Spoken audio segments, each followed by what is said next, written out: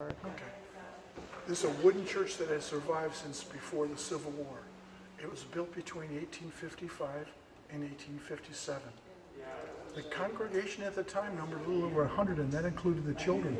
And they said they were willing to build a wooden church that would seat about 500 people, and they were willing to spend $5,000. And this is what they came up with. Thank you. Wow. Before Bluffton was called Bluffton, it was actually called Kirk's Bluff. It was named for the Kirk family.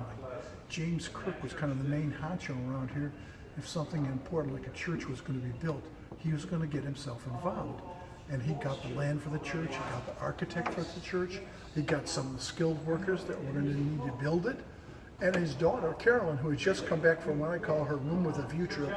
You know, this is where wealthy young ladies would take chaperone trips to Europe, and they'd study art and architecture, and that would help to finish off their education. And of course, then he could come home and get married.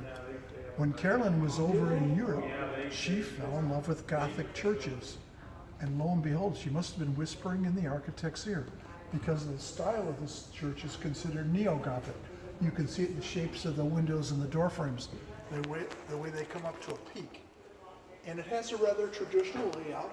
The transoms that are on either side and from the altar, all the way back here to the narthex, it forms the shape of a Latin cross.